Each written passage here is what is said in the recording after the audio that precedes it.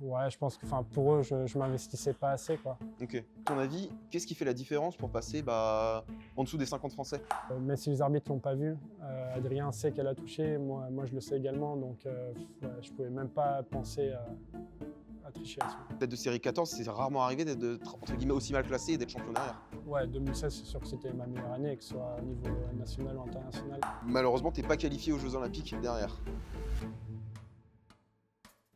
Salut, je m'appelle Stéphane Wesh et je vais vous raconter mon histoire. Donc merci Stéphane d'être avec nous aujourd'hui. Dans Pink Toki, on aimerait revenir un peu sur toute ta carrière, les différentes étapes que tu as eues, ton premier club, comment tu as commencé le ping, ton passage en professionnel, tes championnats de France, l'équipe de France, Ok. enfin, voilà, et tes projets futurs. Donc on va un peu retracer tout ça pendant cette interview. Déjà pour commencer, comment ça va en ce moment? Bah écoute, ça va. Pour l'instant, on est dernier du championnat, mais on a quand même gagné 2 rencontres sur 5. C'est un bilan quand même assez positif. Là, on a 2 matchs qui arrivent dans 4 jours et 1 semaine. On espère voilà, ramener un maximum de points et pourquoi pas 2 victoires. Ok, merci. Pour revenir maintenant à tes débuts, je voulais savoir en fait qu'est-ce qui t'a donné envie de commencer le ping-pong et qu'est-ce qui a fait que tu allais dans ton premier club à Fontenay? Alors en fait, j'ai commencé du coup à Fontenay-sous-Bois à l'âge de 9 ans. Souvent à la récré à l'école, je jouais comme ça avec des amis et j'ai vite pris goût au tennis de table. Du coup, j'avais demandé à mes parents de m'inscrire en club qui était juste à côté de l'école, qui était peut-être à peu près à 100 mètres. Ok. J'ai tout de suite adoré et j'ai continué jusqu'à maintenant. Ok, donc tu as fait toutes tes années jeunes du coup à Fontenay. Ouais, c'est ça. Du coup, j'ai joué de 9 ans à 17 ans. Et du coup, sur cette période-là, j'imagine que ça a évolué avec le temps, mais pour avoir une idée, c'était quoi ton rythme d'entraînement? C'était quoi, 2 fois par semaine? C'était intensif? C'était assez classique au final. La journée, j'allais à l'école et en général, le soir, je jouais à peu près 1h30, 2 heures. Du coup, ça de 19h à 21h en général. Et le soir, je rentrais, je mangeais, et, je faisais mes devoirs et j'allais me coucher. Tous les jours, tu faisais ça? Ouais, Ah, du lundi au vendredi. ouais, À du peu lundi au près. vendredi? Ouais. Et dès le début ou dès que tu as commencé à sentir que tu progressais et que tu avais moyen d'aller Ouais, je ne me rappelle plus exactement, mais il me semble qu'en tout cas, je devais jouer au moins 4 fois par semaine, peut-être un jour où je ne le faisais pas. Ok. Mais j'ai commencé comme ça. Sur ta période en jeune, tu as fait les championnats de France et tout ça. Mm. Tu jamais eu de podium à ce moment-là au championnat de France? Non, c'est ça. Alors, Euh, ouais, C'était quoi? Tu voyais des limites, quand tu jouais? C'était quoi? Les autres s'entraînaient plus? on C'était va quoi, dire. à ton avis? Déjà, c'est vrai que j'ai juste fait une année en Pôle France à Nantes. Ok. Donc après, j'ai toujours une période en club. Donc contrairement aux jeunes de mon âge qui jouaient déjà, on va dire, plus ou moins à haut niveau, eux, je pense qu'ils s'entraînaient déjà 4-5 heures par jour. Ok. Moi, jusqu'à 17 ans et demi, du coup, je jouais juste 1h30 par jour. Mais malgré ça, au final, j'étais quand même, je pense, en général de minima à junior dans les 7-8 premiers français. Et ouais, du coup, de Benjamin à junior, j'avais jamais fait de podium au championnat de France. Ok. Hormis en double, en minime 2 et en junior 1 avec Paul Laverne. Et tu la sentais quand même la différence avec ceux qui étaient en structure? Ouais, quand même, ils avaient, on va dire, je sais pas comment dire, un peu plus ça, de temps de jeu. Et quand tu es jeune, ça joue beaucoup. Ok. Tu nous parlais de ton année au Pôle France en KD1. Tu as fait qu'une année. Mm. Avec du recul, tu sais pourquoi ça n'a pas continué? Pourquoi ça n'a Je, pas marché, entre guillemets? ouais, je pense que j'étais un peu trop jeune. C'est pas facile quand, au final, j'avais que 13 ans. Et, moi, j'avais l'habitude de m'entraîner un peu à ma manière, on va dire. Ok. Et là-bas, c'était vraiment, on va dire, assez strict, structuré. Et je pense que j'avais pas encore la maturité à cet âge-là pour m'entraîner comme ça. Ok. Et les retours des entraîneurs, ils t'ont fait un retour pour t'expliquer c'était ce qu'ils te disaient Ouais, je pense que pour eux, je m'investissais pas assez, quoi. Ok. C'était pas facile, on va dire, à cet âge-là de m'entraîner aussi dur. Suite à tes années jeunes, j'ai envie de dire, tu as changé de club pour aller jouer à Villeneuve Mm. en Pro B. C'est à ce moment-là que tu es devenu professionnel? Ouais, on va dire ça. Ouais. Du coup, je suis allé jusqu'au bac, du coup, jusqu'à mes 17 ans. Mais ensuite, j'ai décidé de vraiment me lancer à fond dans le tennis de table. Du coup, quand je suis arrivé là-bas, j'étais quand même numéro 96 français. Ok. Donc c'était quand même un niveau correct. Mais si je voulais vraiment passer un cap, fallait que je rejoigne vraiment une vraie structure d'entraînement. Là, cette fois-ci, je m'entraîne vraiment 2 fois par jour avec un préparateur physique, également un préparateur mental. Ok. Et du coup, c'est super bien passé la première année. J'avais des bons résultats en pro. Et du coup, j'avais décidé de continuer comme ça et de stopper totalement les études. Donc, la première année, Et, tu étais entre les deux? non, enfin, je veux dire, je m'étais lancé directement Ok, oui. Ok. là-bas dans le centre d'entraînement à Villeneuve. Mais on va dire que si ça ne marchait pas, mes parents m'avaient dit là, par contre, tu reprendras les études, machin. Et du coup, c'est ce qui m'a motivé vraiment à me donner à fond Tu sur préférais les faire du ping, entraînements, quoi. quoi. Je préférais faire du ping, Ouais, je comprends. même à la limite, quitte à ce que ça marche pas aussi bien que je le pensais. Mais vraiment, les études, c'était pas fait pour moi. Ouais, ouais, ok. C'est quoi du coup, parce que quand tu arrives, tu as 17-18 ans quand tu arrives à Villeneuve, c'est quoi la vie d'un jeune de 18 ans, professionnel? T'as quitté ta famille aussi à ce moment-là, tu es parti de l'Île-de-France. Mm. Ça devait pas forcément être facile non plus.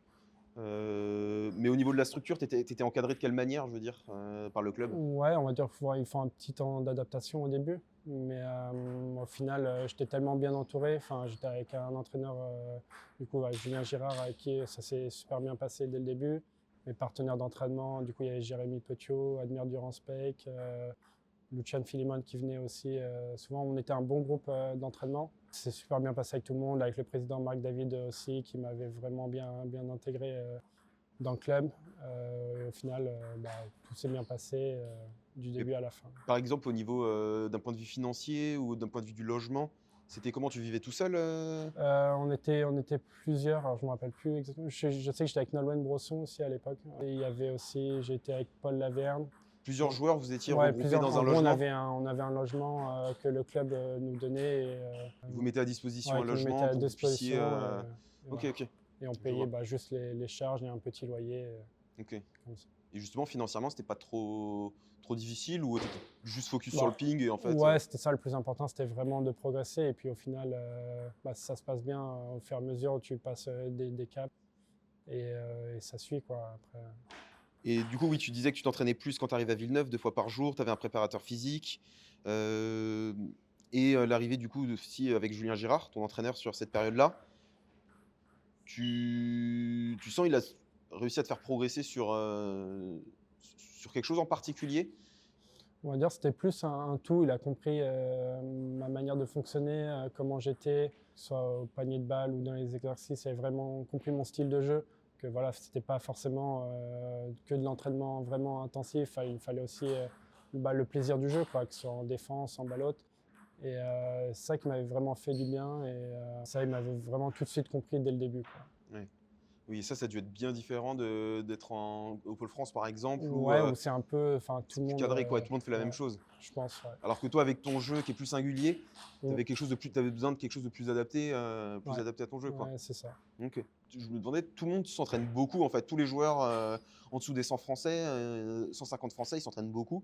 Mais Mm. à ton avis, qu'est-ce qui fait la différence pour passer en dessous des 50 français? Quand t'es arrivé, t'étais 96. Qu'est-ce qui fait Mm. cette différence pour toi? Ouais, c'est difficile à dire. Au final, chacun a ses qualités et ses défauts. On a tous une sensation assez différente avec la raquette.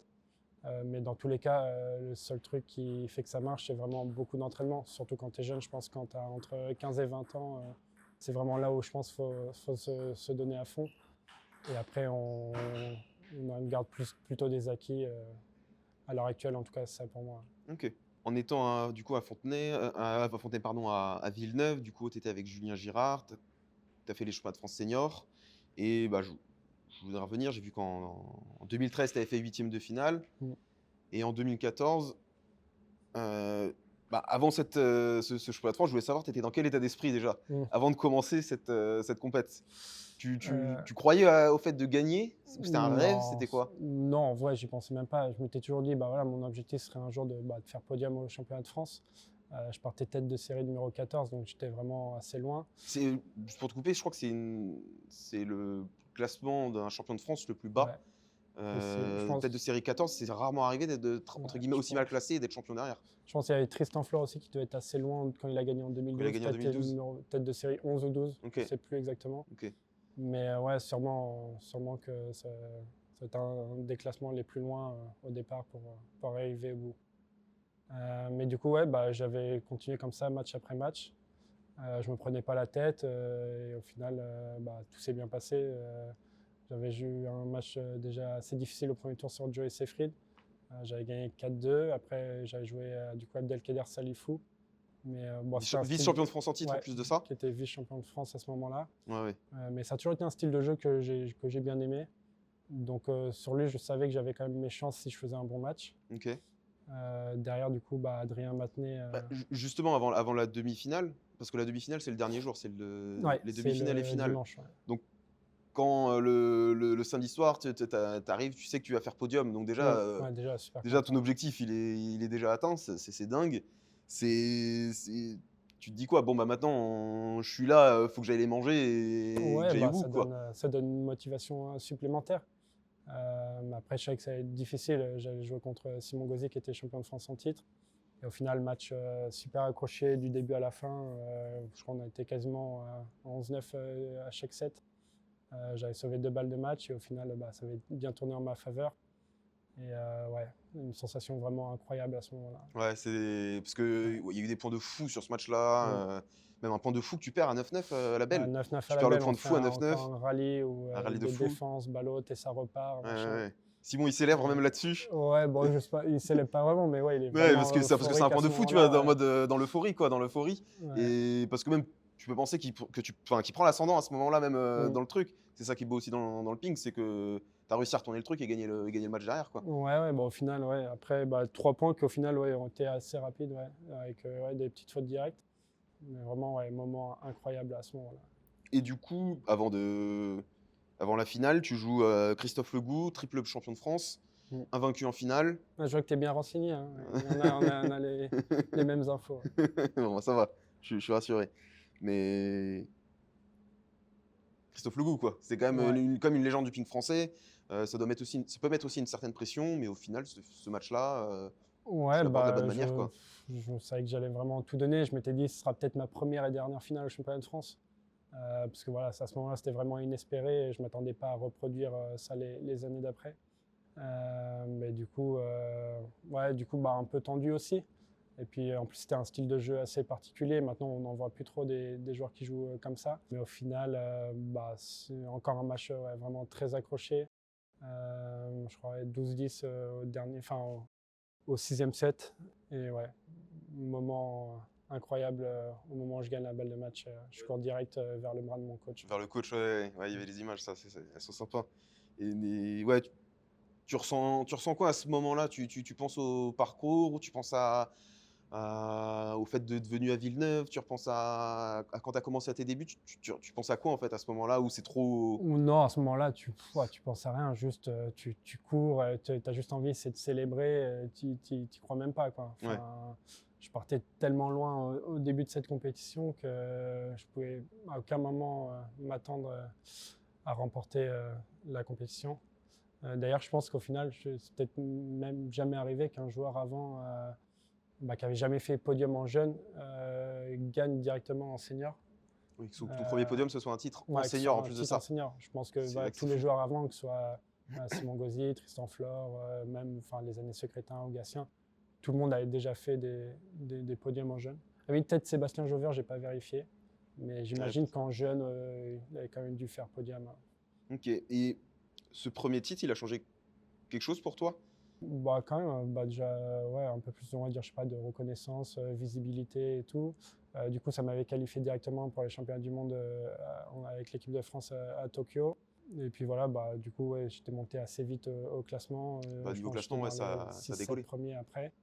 Ok. Et d'un point de vue financier, tout ça, sponsor, ça t'a aidé là-dessus Du coup, oui, comme tu as dit, ouais, l'année d'avant, j'avais fait du coup 8e de finale au championnat de France. Et là, c'était la première année du coup où j'avais changé de sponsor. Et comme par hasard, du coup, c'était bien passé avec Andro. Ok.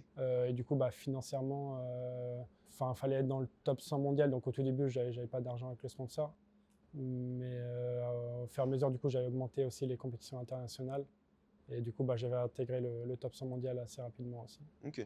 Ensuite, j'aimerais qu'on revienne sur les championnats de France 2015.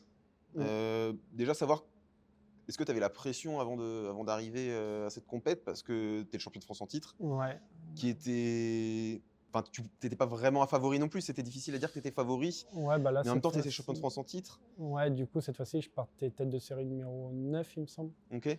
Donc sur le papier, je devais perdre en huitième de finale. Mais ouais, du coup, c'était assez bizarre parce que d'un côté, champion de France, donc tu veux au moins en refaire aussi bien, ou en tout cas au moins un podium. Mais de l'autre, tu sais que tu ne fais pas vraiment partie encore des favoris.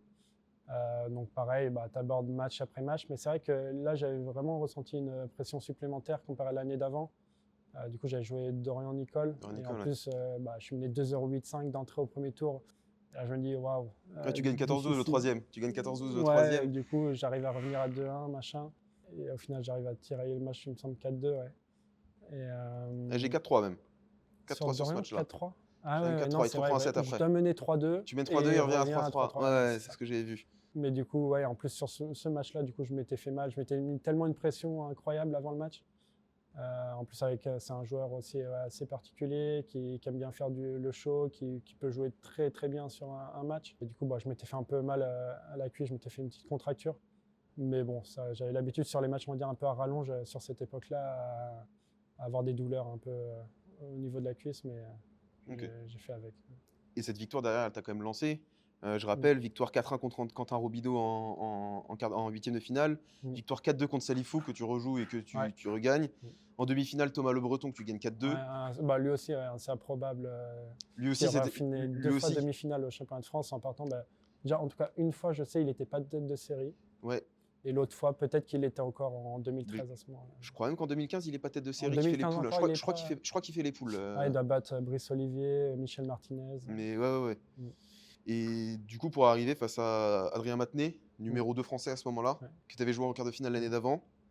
Bon, match de fou. Ouais. T'as beaucoup de balles de match dessus, près de 10 balles de Ouais. match. Non, pas autant, je crois, j'en ai eu 6 au moins, Six. c'est sûr. Ok. Et peut-être 7, ouais. Je Ok, sais parce que plus c'est. exactement. On retrouve même Mais pas après, ouais, ça, je les ai vraiment eu une par une. C'est pas j'ai mené 10-4 ou 10-5 Oui. et là. Donc c'était vraiment à chaque balle de match. C'était aux avantages, quoi. Ouais, C'était aux avantages. pression incroyable. Et puis bon, il faut en parler. Il y a une histoire quand même dingue sur cette finale. Ouais. C'est que on t'annonce vainqueur. Ouais. Et la balle, en fait, elle On touche. peut le dire, il a eu de la chatte. Ouais, il a clairement eu de la chatte.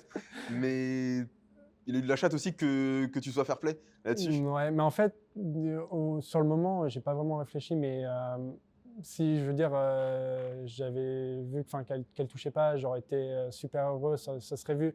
Et là, le fait que tu n'aies pas de réaction alors que bah, tu es de nouveau champion de France, il y aurait un truc Ça t'aurait qui trahi, était en fait. bizarre. Ouais. Mais ouais, peut-être ouais, si j'avais couru direct, et j'aurais bluffé, mais c'était difficile de penser ça à ce moment-là. Et puis, bah, ça fait partie du jeu. Enfin, même si les arbitres l'ont pas vu, Adrien sait qu'elle a touché, moi je le sais également, donc ouais, je pouvais même pas penser à tricher à ce moment. C'est tout à ton honneur, de toute façon, d'avoir réagi comme ça. En vrai, ça laissait aussi une très belle image là-dessus. Ouais.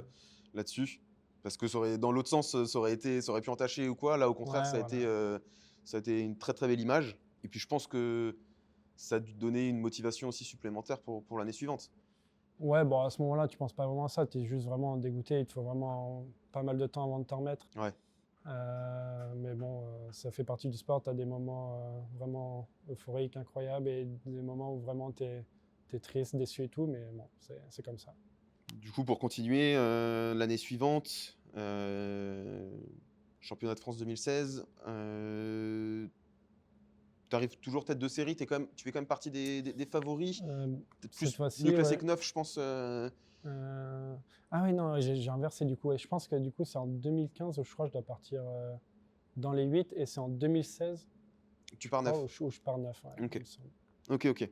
Mais Ouais, du coup, quand tu finis 2015, tu as la déception et tout ça, mais quand tu arrives en 2016, tu es un peu Mm. revanchard à ce moment-là, ou tu dis juste, bah, j'ai un titre de champion, enfin, j'ai des championnats de France à aller chercher et quoi qu'il arrive, je vais aller le plus loin possible.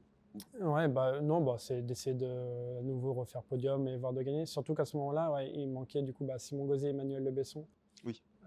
qui avaient du coup, je crois, la qualif pour les Jeux Olympiques. Pour les JO, ouais. Donc on va dire qu'entre guillemets, les deux favoris n'étaient pas là. Donc c'était vraiment aussi une belle occasion d'essayer de remporter à nouveau ce titre. Et voilà, bah pareil, à chaque fois, tu abordes match après match et tu vois que ça se passe bien et tu continues. Sur cette édition-là, tu étais quand même, dans l'ensemble, assez au-dessus des gars quand même. Je rappelle, hein, 4-0 contre Jauvert, 4-1 sur le goût Ouais. en 8e. Match face à Cassin en quart. Mm. Un peu difficile, un Ouais. peu Bon, en difficile. plus, Il servait est un peu toujours faux. il Il faut, servait un peu faux. Je me rappelle qu'il y a eu un set où Ouais. c'était un peu tendu et tout ça, Mm. mais tu avais été quand même bousculé sur ce match-là, mais tu avais réussi à Ouais, t'en sortir. bah, il commençait déjà à vraiment bien jouer Ouais. également, je crois. Enfin, ça, il était encore junior à ce moment-là, Mm. mais je crois bah, il était déjà champion d'Europe en junior. Donc il jouait déjà vraiment bien. Ah, ok. Et en demi, tu bats Quentin Robineau. Mm. Pareil, ouais. Encore Même une fois, score que sur Cassin, ouais, 4-2, 11-9 au 6e. 4-2 que tu regagnes. Et après, derrière la finale face à Ouais. Romain Lorenz, 4-0. Tu Ouais, pouvais bah, être en alors, ballot. J'ai l'impression que tu pouvais même pas perdre le point quand tu étais en ballot. C'était. non, bah, c'est sûr que là, je m'étais dit, ouais, l'opportunité, elle est trop belle, quoi. Enfin, même si, avec tout le respect évidemment que j'ai pour lui, mais je me dis, voilà, il y a 2 ans, j'avais joué contre Christophe Legout, ça qui n'avait jamais perdu en finale, machin. L'année d'avant, Adrien Matenet, qui était encore un numéro 1 de français, là, entre guillemets, c'était vraiment un bon tirage à ce moment-là. C'était sa première Donc, finale je pour m'étais lui. dit, oui, et puis c'était sa première finale pour lui. Donc vraiment, je m'étais dit, là, l'opportunité a été trop belle, 3 finales d'affilée, je peux récupérer mon titre et tout. Et voilà, bah, j'ai vraiment tout donné du début à la fin. J'ai vraiment resté concentré dans le match et c'est vraiment bien passé, quoi. C'est intéressant parce que dans ton parcours sur ces trois championnats de France, tu bats par exemple Quentin Robineau, tu le bats 2 fois. Ouais. Alors que c'est un 93 comme toi, Ouais, Quentin. bah, c'est le joueur que j'ai le plus souvent joué dans ma carrière. En jeune, on s'est joué un nombre de fois incroyable. Et en jeune, tu le battais en jeune? Non, si je dis pas de bêtises, je crois qu'il est parti à 14-0, un truc comme ça. Et D'accord. vraiment, bah, après, c'était sur des petites compètes, des fois, ça comptait même pas pour le classement, je crois, les top détections, des trucs comme ça. Ok. Mais non, j'ai vraiment mis pas mal de temps à le battre. Et Parce qu'il après, ça dominait a la été catégorie, l'inverse. Quentin. Bon, en tout cas, il faisait partie Il faisait partie des des meilleurs, ouais. meilleurs. Ouais, il avait gagné le championnat de France en junior en 2011, il me semble. Et ouais, du coup, bah, de réussir à battre ces gars-là qui te battaient quand tu étais jeune, Mm. ça devait être un certain kiff quand même aussi de Ouais, bon, voir une ouais, progression c'était un peu de. une belle revanche. Non, c'est vrai que c'était cool. Ok. Et du coup, bah, toutes ces bonnes performances, t'en parlais tout à l'heure, notamment après ton premier titre de champion de France, ça t'a permis d'avoir tes premières sélections en équipe de France, notamment les mondes par équipe, où tu perds pas déjà sur la compète. Ouais, bah, après, j'avais fait que 2 matchs, c'était les matchs par classement. Sur les matchs de mais classement. c'était quand même bien de les remporter. C'était quand même bien de les gagner. Déjà, d'avoir tes premières sélections en équipe de France, ça te faisait quelque chose de particulier? Enfin, ça représentait quoi en gros pour toi de jouer en. Bon, on va dire que c'était comme un petit bonus, quoi. Même si je me concentrais vraiment sur ma carrière en club ou sur les compétitions internationales. C'est toujours incroyable de vivre des moments comme ça en équipe de France. Du coup, ça, j'avais participé du coup, au championnat du monde. Et du coup, on avait fait le tournoi de qualif en septembre, où j'avais battu du coup Jérémy Petiot pour avoir ma place pour les championnats d'Europe à Lisbonne. Ok. Ouais, le championnat d'Europe à Lisbonne aussi, où tu joues pas mal de rencontres. Tu joues les matchs de poule face à la Grèce, face à l'Espagne. Tu gagnes tes matchs. Après, à partir des quarts de finale, demi-finale. Des quarts de finale, pardon, tu joues Ovtcharov. On avait joué l'Allemagne. Ouais, Jouer l'Allemagne, c'était quand même à ce moment-là, au-dessus. ouais, c'était quand même vraiment au-dessus avec Ovtcharov, Timo Boll. Après, il y avait Kulspie, je me rappelle, il y avait Mengel aussi. Après, je sais plus, peut-être Philus, je pense pas. Peut-être Francisca à la limite. Ouais, c'était une grosse équipe. Quoi. Ouais, c'était une très grosse équipe, c'était au-dessus. Nous. Et du coup, l'année d'après, en 2015, l'Euro par équipe, où là, tu joues beaucoup de rencontres aussi. En match de poule contre la Serbie, tu gagnes un match important où tu es mené 2-0. Tu vas gagner 13-11 à la Belle. Ouais. Match important celui-ci. Ce qui nous permet de sortir de poule. De sortir de poule, c'est ça. Je sais plus, du coup, on avait dû perdre contre une autre équipe. Je sais plus Il y a une défaite, mais tu joues pas sur la rencontre où vous perdez. Toi, tu joues face à la Hongrie et face à la Serbie. Tu gagnes tes 2 matchs à chaque fois en poule. Okay. À la Belle. Et du coup, tu as activement participé à cette qualification et tu étais numéro 3 hein, sur la compétition, joueur numéro 3, j'avais vu. Tu jouais quasiment la rencontre, enfin toutes les rencontres quasiment. Bah, du coup, il y avait Simon, Manu, Tristan et il y avait Antoine aussi. Ouais, c'est ça. Qui était avec moi. Et du coup, après quart de finale face à la Suède, bon, tu perds contre Antoine Kalberg. C'était un système de jeu assez difficile pour moi. Ouais. Je me rappelle à ce moment, à cette époque-là, il servait encore pioche et tout, c'était vraiment difficile. Mais je crois d'ailleurs il le fait plus trop maintenant. Ok. Mais la France arrive quand même à gagner la Mm. rencontre, ce qui vous permet de jouer la demi-finale face à l'Allemagne, Ouais, une nouvelle fois. où tu joues Patrick Baume. Ouais. En plus, j'avais déjà battu sur les compètes précédentes. Ok. Mais là, bon, il avait vraiment très bien joué. C'était pas facile. Ouais. Grosse carrière en plus, Patrick Ouais. Baume. Ouais, pas facile, mais ça reste une médaille de bronze pour l'équipe de France, ce qui n'arrivait pas non plus tout le temps à cette époque-là. Ça arrivait, mais c'était pas tout le temps. T'en gardes quel souvenir de cette compète-là en particulier? Bah, des moments magnifiques. Enfin, une médaille, pour moi, personnellement, c'était la première sur un championnat d'Europe. Tout s'était très bien passé dans l'équipe. Donc voilà, que du positif. Ouais, que du positif. Ensuite, on vient sur l'année 2016. Donc, on le disait tout à l'heure, tu as eu donc ton deuxième titre de champion de France. Tu étais aussi champion de France en double cette année-là. Mm. Tu as eu ton meilleur classement en carrière. Tu es 55 mondial, je crois, meilleur Ouais, du coup, classement en en carrière. janvier, ouais, et ça, mais à partir de janvier, ouais, là, à ce moment, je sais pas, je commence à avoir ça, des douleurs aux pieds, et c'était assez bizarre. En 2016? Bah, à la fin de l'année, ouais, en décembre. Ok. Du Je vais coup. revenir juste un peu avant. Vas-y. Non, t'inquiète. Parce que cette année-là, c'est une année où bah, tu fais déjà un final d'un Major Series en République tchèque. Ouais, sur Matsu, ouais. C'est le deuxième niveau, hein, donc c'est difficile de faire une comparaison avec les compétitions qu'il y a maintenant, mais c'est quand même il y avait 6 tournois principaux, et après il y Mm. avait la deuxième catégorie, et ça en faisait partie, et tu fais finale, donc c'est un titre Ouais. quand même pour un joueur français en plus de ça. De faire finale, c'était une vraie performance. Ouais, c'est pareil, là, à ce moment, je crois que j'étais même pas dans les 16 au début de la compète. Ok. Ouais. Et bah, tu bats Anton Kalberg en plus, notamment sur Ouais, cette en quart de compétition-là. finale. Je me rappelle encore des joueurs que j'ai battus. Et tu penses que sur cette année-là, 2016, avec ton titre de champion de France et tout ça, tu étais à ton prime? Ouais, 2016, c'est sûr que c'était ma meilleure année, que ce soit au niveau national ou international. C'était vraiment là où j'avais eu les meilleurs résultats. Bah, c'est là où j'avais aussi le plus confiance en moi. Ouais. Je m'entraînais vraiment, vraiment énormément et tout. Et ouais, non, c'était ma meilleure année. Ouais, ta meilleure année. Mm. Et c'est ta meilleure année et t'es pas qualifié pour les championnats du monde. Ouais, mais ça, du coup, ouais, c'était avant les C'était av- championnats d'Europe. Ouais. Ça, il y avait un tournoi de qualif et où, du coup, j'avais perdu contre Quentin en finale. C'est ça? Et derrière, il y avait quand même 2 wildcards. Et malheureusement, j'en ai vu aucune des deux. Donc, un Pas peu de chance. déçu. Mais c'est peut-être ça qui m'avait motivé, parce que les championnats de France, c'était genre peut-être 2 ou 3 semaines après. Et c'est ça qui m'avait gonflé Le à truc bloc, en du plus coup. aussi pour dire vas-y, je vais leur Allez, montrer. voilà. Du coup, là, il faut que je défonce tout. Et du coup, ça, j'ai gagné en simple et en double. Et derrière, tu fais double champion de France, du coup, simple et double. Et malheureusement, t'es pas qualifié aux Jeux Olympiques derrière. Ouais, mais ça, limite, je m'y attendais un peu plus que les championnats du monde. Puisque bah, déjà, je crois, au final, tu n'as vraiment que 3 places. Enfin, et le quatrième, on va dire, il est juste remplaçant. Ouais. Alors que les championnats du monde, déjà, il y avait 5 places. Ok. Et puis, il y avait 2 wildcards. Et, les Jeux Olympiques, c'est particulier parce que tu as aussi des doubles. Et à ce moment-là, bah, c'est vrai que la paire Flore Le Besson était vraiment au-dessus de tout le monde. Ils avaient déjà gagné plusieurs fois les championnats de France ensemble. Donc, on va dire les JO, à la limite, je m'attendais de toute manière à ne pas être sélectionné. Ok. Tu t'y attendais. Mais après, ça avait fait comme un. Le mot polémique, il est un peu fort, mais ça avait fait quand même du bruit dans le milieu du tennis de table. Ouais, bah, parce qu'après, c'est vrai que j'aurais pu quand même être pris en Parce que tant tu que étais champion numéro de France en 4. titre, tu avais réagi aussi à ça. Hein. Je peux citer, même s'il fallait s'y attendre, une nouvelle fois, je ne suis pas sélectionné pour une grande compétition par équipe à venir, qui cette fois-ci est les Jeux Olympiques. Le fait d'être double champion de France en titre ne change rien aux yeux de la fédération, qui malheureusement continuera sûrement à privilégier de certains joueurs. Ouais, bah, ouais, c'est ce qui est vrai. En même temps, d'un côté, c'est vrai que c'était bizarre, puisque le sélectionneur de l'équipe de France, il entraînait en même temps des joueurs à l'INSEP. C'est un peu comme si Didier Deschamps, il était donc du coup sélectionneur en équipe de France et en même temps il a une équipe.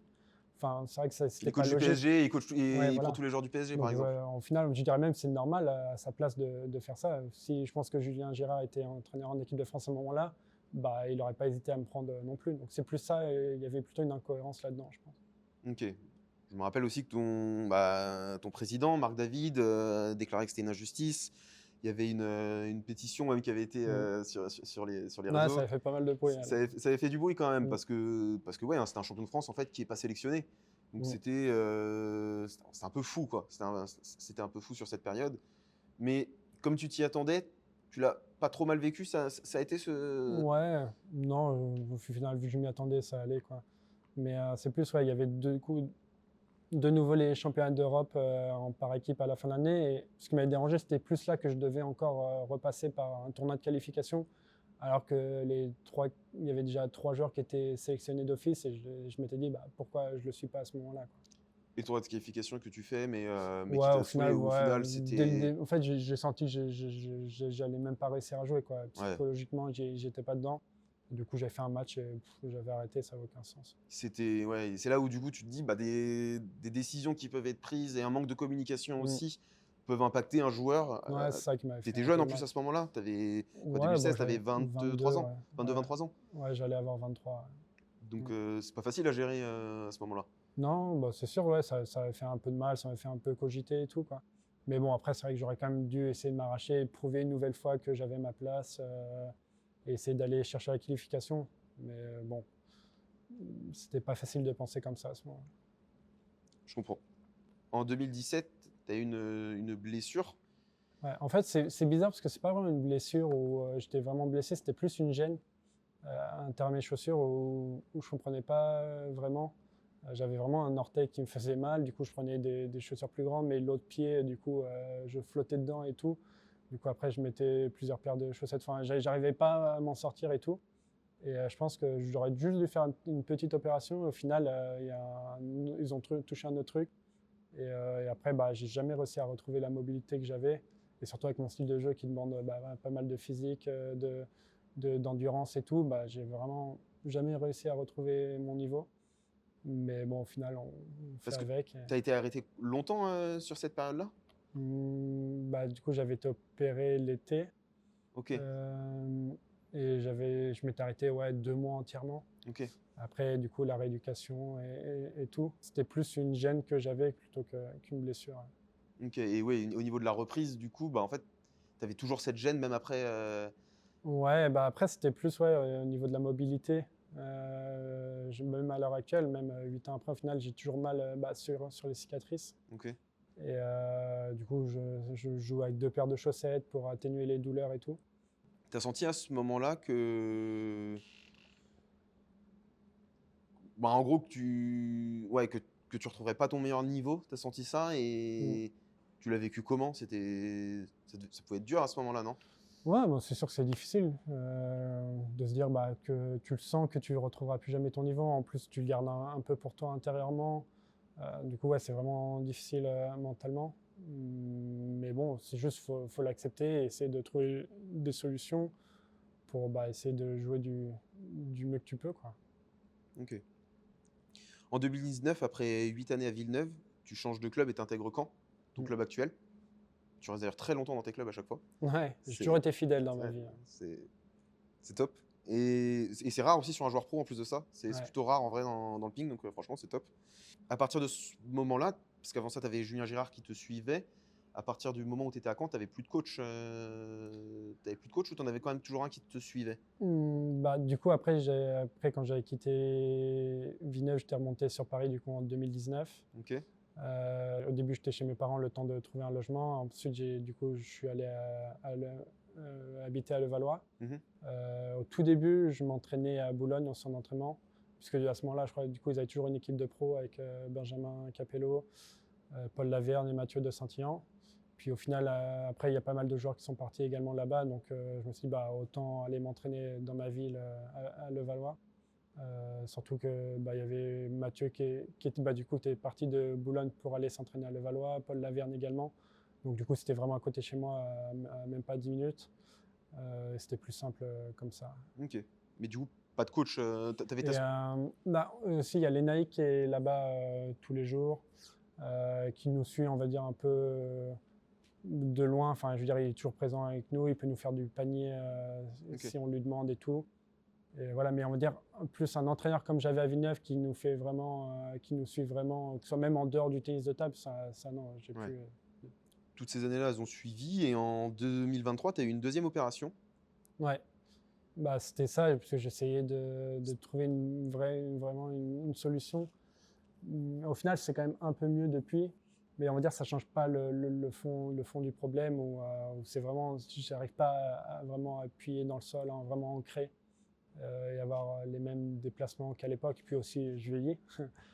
Maintenant, j'ai 32 ans, donc et puis ouais, tu vois les choses différemment. Tu as d'autres ambitions dans la vie, j'ai plus de liberté.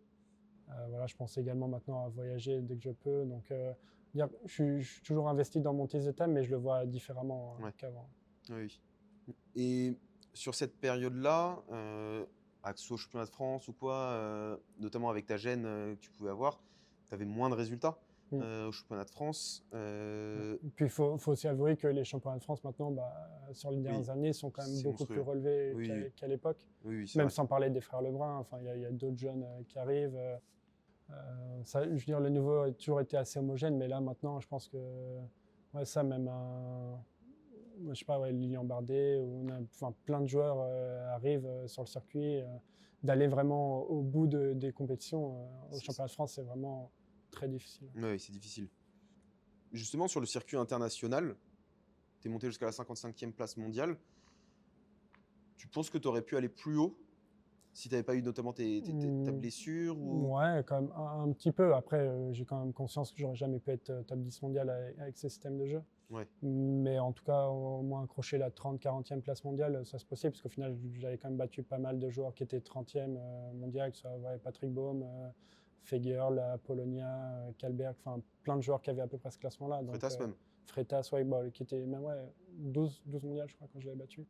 Donc, ouais, non, j'aurais pu être un peu plus haut que 55, mais j'ai quand même conscience, je pense que top 20, ça aurait été impossible. Tu penses qu'avec ton jeu, tu aurais eu des limites quoi qu'il arrive Ouais, parce que pour aller au plus haut? au final, t'embêtes pas mal de systèmes de jeu, mais après, sur les Asiatiques, c'est vrai que ça m'a. Même au moment où je jouais bien entre 2014 et 2016, dès que je jouais en japonais en général, je prenais 4-0. Ou même j'ai eu la chance de jouer les meilleurs mondiaux, les Chinois, que ce soit Ok. Malong, Shuxin, Fazendong, Ok. les 3 au Pro Tour de Suède. J'ai pas eu de chance en général au tirage au sort. 3 Ok. fois au premier tour, je les ai joués. C'est un kiff ou en vrai c'est horrible de les jouer? C'est un kiff de se dire d'avoir la chance de les jouer, mais par contre, c'est horrible de se faire autant démonter. Ouais, je comprends. Je comprends. Ensuite, par rapport à tes projets futurs, on sait que tu vas pouvoir jouer à partir de 2026, je crois janvier 2026, tu vas pouvoir jouer avec l'équipe d'Algérie. J'imagine que ça t'offre des nouvelles perspectives et des nouveaux objectifs. Est-ce que tu peux nous en parler un petit peu déjà, tu as fait des compètes avec eux. Ouais, ça, en final, j'en ai déjà fait une du coup en mars 2024. Ok. C'était les Jeux africains, Ok. où au final, c'était bien passé. On a gagné en double avec Mehdi, finale avec Lucie Mobarek et demi-finale en par équipe avec, du coup, avec l'Algérie contre l'Égypte, c'est ça que je voulais dire. Oui. Ok. Et en simple, ouais, ça j'avais perdu en 8e sur Aruna. Ok. Mais bon, c'était des bons débuts pour commencer avec l'équipe d'Algérie. Et en fait, déjà, je pouvais déjà faire les WTT depuis un moment. Mais là, c'est vrai qu'à partir de janvier, du coup, je peux, on va dire, faire officiellement toutes les compétitions. Ok. Parce que ça, je crois, il y a un délai d'attente. Au final, il y avait 9 ans et ma dernière sélection en équipe de France, c'était en janvier 2017. Et du coup, là, je pourrais faire vraiment toutes les compétitions, que ce soit les championnats du monde qui arrivent en mai. Et puis, j'espère dans le futur me qualifier pour les Jeux Olympiques. Ouais. Ok. Donc là, il y a les championnats du monde, c'est par équipe, en mai 2026. Oui, donc ça l'Algérie est qualifiée, donc vous allez pouvoir y participer. Donc ça tu vas les faire. Ouais, oui, là, normalement, je pense que j'aurai ma place dans l'équipe avec Mehdi. Après, je ne sais pas exactement qui seront les autres joueurs, mais je pense qu'il y aura sûrement Milan Djelouli, Sami Kerouf. Et après, je pense que ça doit jouer entre Maïdine, Bella ou Eliane Zemal, qui d'ailleurs a joué au Chénet avant. Et comment ça s'est fait? Comment tu as eu l'occasion de... En fait, c'est pas une naturalisation. Je veux dire, le passeport, au final, je l'ai déjà depuis 2013. Mon grand-père était 100% algérien, même si je ne l'ai pas connu, il est décédé avant jeunesse.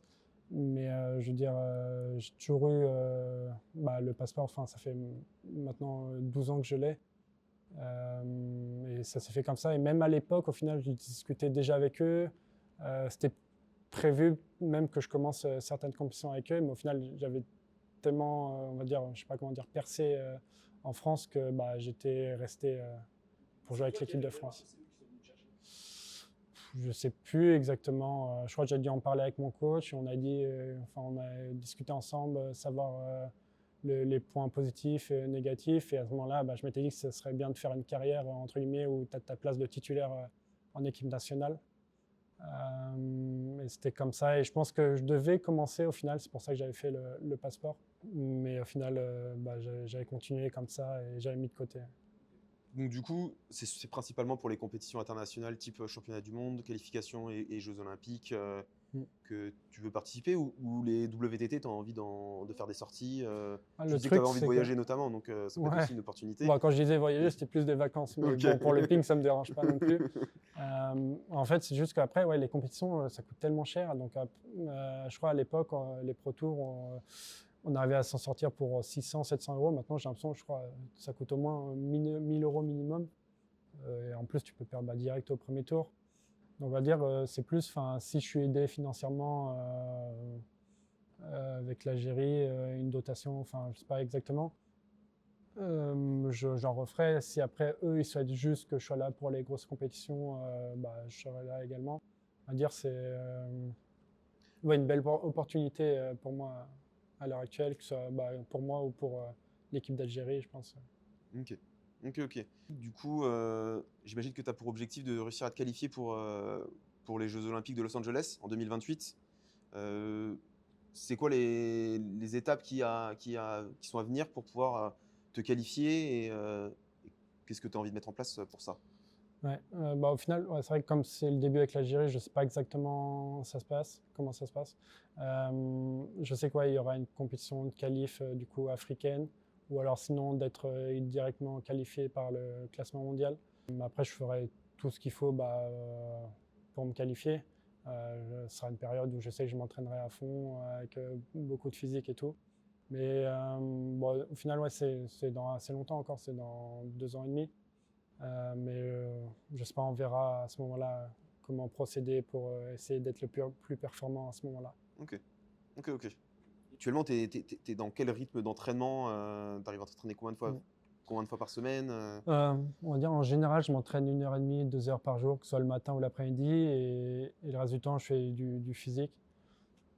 Alors, en gros, ça, j'ai toujours une séance d'entraînement par jour et une séance de physique par jour que mon préparateur physique me donne, du lundi au vendredi.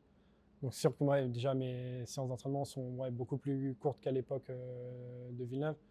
Donc, ça joue aussi un peu dans les résultats, mais on va dire c'est plus mon rythme à l'heure actuelle. Au final, ça, j'ai 32 ans, je suis plus à fond on va dire, dans le tennis de table. Comme quand tu étais entre 15 et 20 ans, c'est là où il Ouais, fallait voilà. beaucoup jouer. Aujourd'hui, tu as tous tes acquis Ouais, d'avant c'est ça. et du coup, tu t'entraînes quand même un petit peu moins. Donc, on voulait savoir, tu dois jouer encore au niveau professionnel encore combien d'années? Je dirais aussi longtemps que mon corps le peut. Ok. J'espère en tout cas au moins jusqu'à 40 ans de jouer en pro, que ce soit en pro A ou pro B. Et voilà, d'essayer de garder mon niveau le plus longtemps possible. Mais en tout cas, j'espère au moins une dizaine d'années. Ok, très bien. Tu as encore l'objectif même si c'est très très dur maintenant, encore plus dur maintenant, mais de faire un podium au championnat de France par exemple, de réussir à refaire une année. Ça va être compliqué parce que de toute façon, même moi, j'ai annoncé sur les réseaux que j'arrêtais les championnats de Ah, France. t'arrêtes le championnat de France? Ouais, parce que, on va dire, ouais, au final, à chaque année, là, les 3 dernières années, j'ai fait premier tour, entre guillemets, c'est pour faire de la figuration, ça ne m'intéresse pas spécialement. Puis également, le fait de jouer maintenant pour un autre pays, ça peut être mal perçu. Donc, c'est pour l'image, on va dire, je pense que c'est mieux que ce soit moi personnellement. Si j'ai plus d'objectifs, ça ne sert à rien d'y aller. Et Ok. le fait aussi de jouer pour un autre pays, il y en a déjà, ils vont mal le prendre. Donc bon, ils peuvent dire après, machin, il est même plus français. Donc bon, j'évite ce genre de polémique. Et je pense, voilà, j'ai fait mon temps, en tout cas dans les championnats de France. Mais en tout cas, ouais, c'est une compétition que je porterai toujours dans mon cœur et je suivrai les résultats des Français. Tu vas manquer au best-of des championnats de France, en tout cas, ça c'est sûr. C'est sûr, parce qu'à chaque fois Il on y a avait la relève. Ouais, il y a la relève, ça c'est vrai aussi. Euh, et sinon, en après-carrière, tu devrais encore jouer, t'aimerais jouer encore pendant encore une dizaine d'années. J'imagine que tu y réfléchis déjà, ton Mm. après-carrière. T'as quoi comme projet? Est-ce que tu veux bien nous en Ouais, parler? c'est assez flou parce que je pense déjà que j'aurais pas la fibre pour être entraîneur ou ce genre de truc. Je Ok. pense pas que ça fasse partie de ma personnalité. Mais déjà à l'heure actuelle, j'ai déjà investi pas mal, que ce soit dans l'immobilier.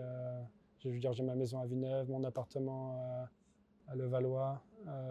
J'ai déjà aussi investi pas mal d'argent avec un conseiller en gestion de patrimoine. Donc il y a ça. Puis aussi à côté, je joue assez régulièrement au poker. Pour l'instant, ça se passe plutôt pas mal. Ok. Donc voilà, c'est plus à l'heure actuelle, j'arrive à m'en sortir et on verra dans le futur. Ok, très bien. Enfin, dernière question. Qui est-ce que, comme joueur ou joueuse, tu aimerais voir dans ce format qu'on fait? Est-ce que tu as une idée à nous soumettre? Là, comme ça, je sais pas. Faudrait que je réfléchisse un peu. Un joueur ou une joueuse Un française, joueur ou joueuse français? Ouais. Allez, Antoine Achard. Antoine Achard? Ouais, je l'aime bien. C'est mon noté. poteau. Antoine Achard, on t'attend sur Pink Toki pour une prochaine interview.